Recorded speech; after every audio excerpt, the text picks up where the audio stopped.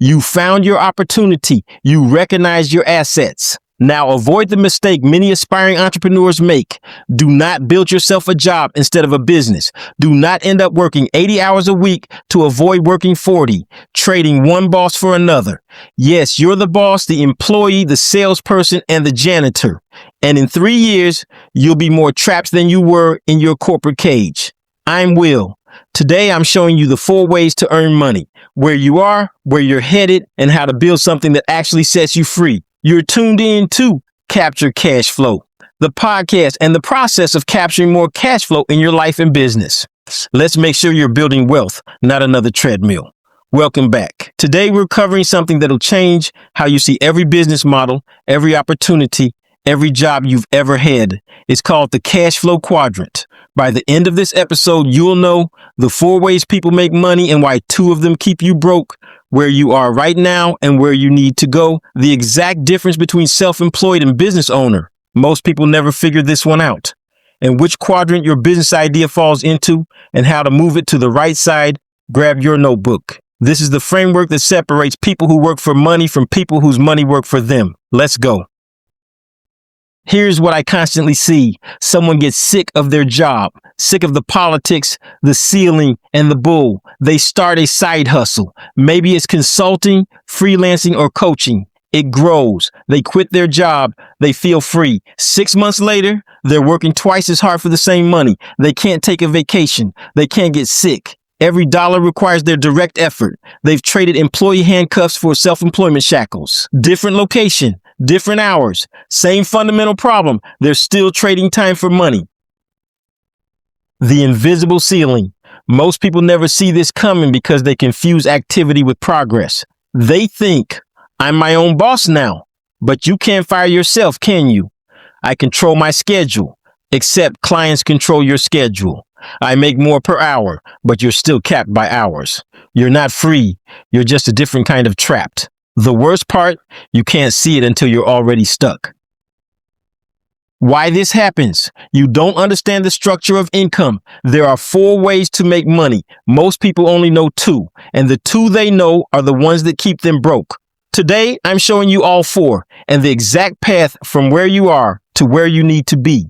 This framework isn't mine. I learned it from studying successful entrepreneurs like Robert Kiyosaki, but it's one of the most important mental models you'll ever learn. The cash flow quadrant. Picture a square divided into 4 boxes. Top left, E, employee. Bottom left, S, self-employed. Top right, B, business owner. Bottom right, I, investor. Every person on earth makes money in one or more of these quadrants. And where you make your money determines everything about your freedom, your income potential, and your future. The left side, trading time for money, E, employee. You work for someone else. You trade hours for dollars. Your income is capped by how many hours you can work and what someone is willing to pay you per hour. Predictable, stable, but limited. You get a paycheck, you get benefits, and you get security. Until you don't. Most people start here. That's fine. But if you stay here your whole life, you'll never own your time. S, self-employed. You work for yourself. You still trade hours for dollars, but now you set the rate. You're a freelancer, consultant, contractor, solo practitioner. You are the business. Better income potential than E, more control, but you're still the laborer. You stop working, money stops. You get sick, no income, you want a vacation? Good luck. The brutal truth about S. You haven't escaped the time for money trap. You've just made it more stressful. The right side, leverage and freedom. B, business owner. You own a system that makes money. Other people do the work. The business runs whether you're there or not. Your income isn't tied to your hours. You build it once, monitor its growth, and it pays you forever. This is where real wealth starts. I, investor. Your money works for you. You're not working at all. You put capital into businesses, real estate, stocks, whatever generates returns while you sleep. This is the dream. The critical difference. Here's what you need to understand. The left side, E and S, is where you trade time for money. You work, you get paid. You stop working, you stop getting paid. The right side, B and I, is where money comes from: assets, systems, and leverage. Your income is separated from your time. Left side equals time bound. Right side equals freedom. Most people spend their entire lives on the left side. They jump from E to S thinking they've made it because they're their own boss. They haven't made it. They've just built a job with no benefits, no backup, and no exit strategy. The uncomfortable truth: it's not easy to jump from E straight to I without building something first. You need capital. Capital comes from B or from grinding in E or S long enough to save. And here's another truth that most people don't want to hear. Being busy in S doesn't mean you're building wealth. It just means you're tired. Let me show you what this looks like in the real world.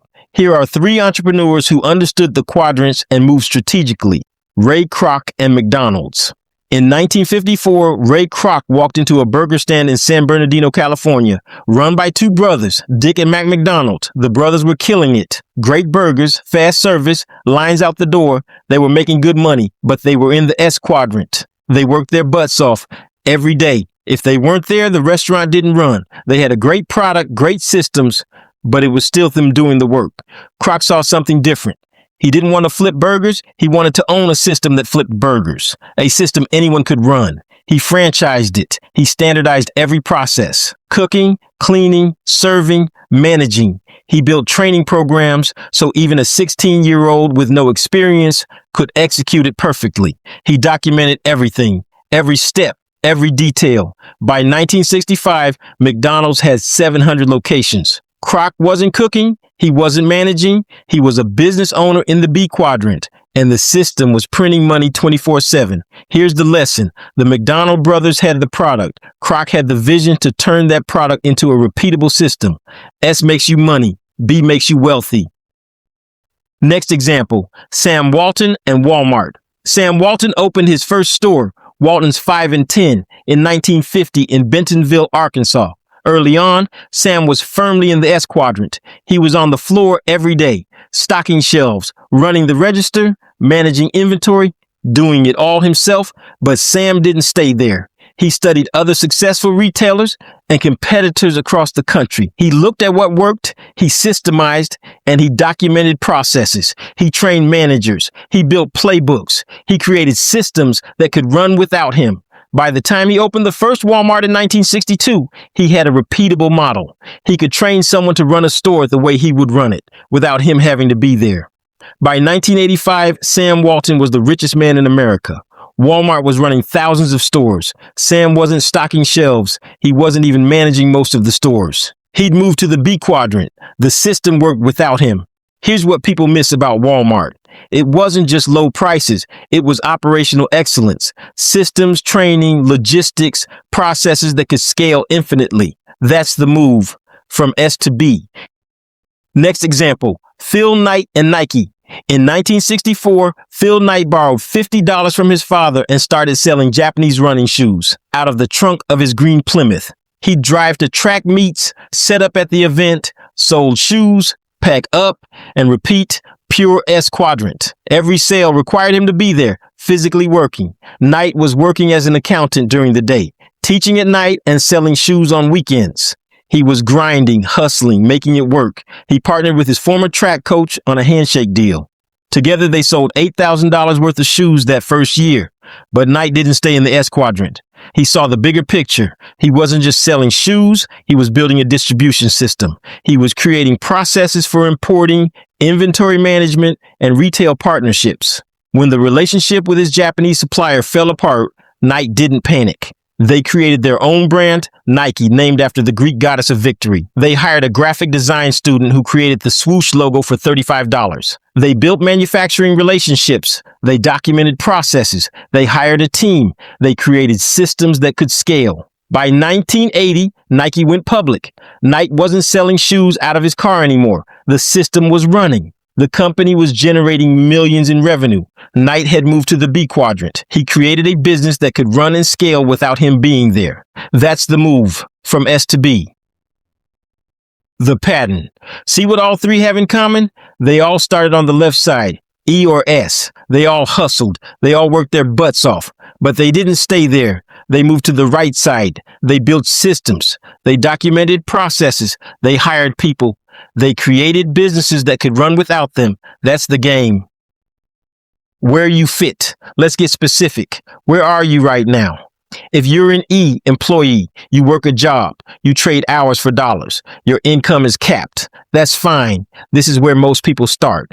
Your goal isn't to hate your job or quit tomorrow. Your goal is to use that income to fund your move to the right side. You need stable income while you build, time to validate your business idea, capital to invest in your proof of concept. Don't romanticize quitting. Use E strategically. Save money. Test your idea on the side. Build your foundation. Then move. If you're in S, self-employed, you've started something. You're making money. You feel like you've escaped. But here's the test. Can you take a month off without the business collapsing? If the answer is no, you're in S. You're the business. You haven't built a system. You've got hustle. You've got skills, but you don't have freedom yet. Your goal, move to B. Build systems, hire people, document everything, make yourself replaceable. Most people never make this jump. They mistake activity for progress. They confuse being busy with building wealth. Don't be like most people. If you're in B, business owner. You've built something that runs without you being there every day. You've got people doing the work. The business generates money while you focus on growth or while you step away entirely. This is the target. You own the system. The system makes money. You're free to scale, sell, or step back. If you're here, your next move is I, taking profits and putting them into assets that generate passive income. If you're in I, investor, you're putting capital to work. Your money makes money. You're not trading time for anything. Real estate, stocks, businesses you own equity in, but don't operate. This is the goal, financial freedom. The hard truth. It's not easy to skip quadrants. You can't go from E to I without building something or saving a massive amount of capital first. You can't go from S to I without first building a B quadrant business that generates excess cash flow. You build, you systemize, and you invest. And here's the other hard truth. Most people get stuck in S because they mistake activity for progress. Being busy isn't the same as building wealth. Working 80 hours a week in S makes you exhausted, not rich. Action 1. Go to capturecashflow.com and download the free Cashflow Quadrant Assessment. This is a comprehensive worksheet that helps you accurately identify which quadrant you're currently in, diagnose exactly what's keeping you stuck, map out your transition plan to the next quadrant, create your 90-day action roadmap. It includes specific diagnostic questions, self-assessment scoring, and a detailed transition checklist for moving from E to S, S to B, and B to I. This is the same assessment tool I use with coaching clients who pay thousands of dollars. It's yours for free. Download it. Complete it this week. Be brutally honest with your answers. Action 2.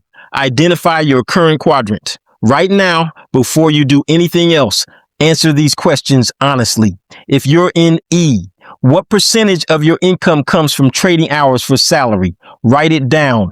If you're in S, what percentage of your business would collapse if you took a month off? Be honest. If you're in B, can your business run for 30 days without you? Prove it. You can't fix what you won't acknowledge. Face reality. Write down your current quadrant. Action 3. Map your quadrant goal. Where do you want to be in 12 months? In 3 years? Write it down. Be specific. If you're in E, maybe your goal is to launch something in S while keeping your job for income stability. If you're in S, your goal should be B, building systems, hiring help, documenting processes so the business runs without you. If you're in B, your goal is I, taking profits and putting them to work in assets that compound. Write your target quadrant. Write your timeline. No vague BS. Specific numbers. Specific dates. Action 4. Identify your biggest roadblock. What's the one thing keeping you stuck where you are? For E, usually it's fear or lack of a validated idea. You haven't tested anything yet. You're waiting for perfection. For S, usually is refusing to delegate or document. You think no one can do it like me. That's ego, not strategy. For B, usually it's not reinvesting profits into assets. You're making money, but spending it instead of putting it to work. Write down the single biggest obstacle between you and the next quadrant. That's your target. That's what you fix first. Action 5. Study someone who made the move. Pick one entrepreneur who successfully moved from your current quadrant to your target quadrant. Kroc if you're moving S to B, Knight if you're building a brand-based business, Walton if you're thinking about systems and scale. Read their story, study how they did it. What systems did they build? What did they delegate first? How did they transition from doing everything to managing a team? You don't need to reinvent the wheel. Just follow the blueprint someone else already proved. Action 6. Use AI to build your quadrant transition plan. Here's where most people get stuck. They know where they are and where they want to go, but they don't know the steps to get there. AI can help you create a customized transition plan based on your exact situation. I'm giving you 3 AI prompts, one for each critical transition. Use the one that matches where you are right now. You can find the prompts at capturecashflow.com. Go to ChatGPT, Claude, or your preferred AI tool, copy the relevant prompt, fill in your specific details, and let AI build your roadmap. Action 7. Take one action toward the right side this week. One action this week. No excuses. If you're in E, validate your business idea. Talk to 5 potential customers. Ask if they'd pay for your solution. Real conversations, real feedback. If you're in S, document one process. Pick the task you do most often. Write down every step. Film yourself doing it. Create a training guide. Then find someone, VA, part-time, or whoever, and teach them to do it. If you're in B, take some profit and invest it in an asset. Real estate, index funds, another business, something that generates passive income. One action. That's it. What I just gave you is the surface level overview of the cash flow quadrant. In Palmer's Principles, I break down each quadrant transition in detail. Common traps that keep people stuck. Detailed case studies of entrepreneurs who successfully made each transition. The psychological shifts required. Because mindset changed as much as mechanics. What to do when transitions don't go as planned. This episode gives you the map. The guide gives you the GPS with turn-by-turn directions. Get the guide at capturecashflow.com. The cash flow quadrant isn't just theory, it's a map. And right now, you know exactly where you are on that map and exactly where you need to go. The left side, E and S, is where most people spend their entire lives. It's not bad, but it's limited. Your time is capped. Your income is capped. Your freedom is capped. The right side, B and I, is where freedom is, where your time becomes yours, where your business works for you instead of the other way around. You've already done the first 2 steps in this series. You learn to see opportunities everywhere. You recognize the assets you already have. Now you know where those assets fit in the bigger picture and what you're actually building toward. Don't build a job. Build a business, build a system, build something that makes money whether you're working or not. That's it.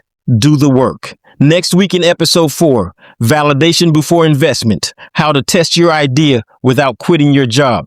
You'll learn exactly how to prove your business concept works before you risk a dime or burn a bridge. This is how you move smart, not reckless. Until then, remember, the only difference between where you are and where you want to be is the system you haven't built yet. Now go build something that lasts and capture cash flow. Free audio post-production by alphonic.com.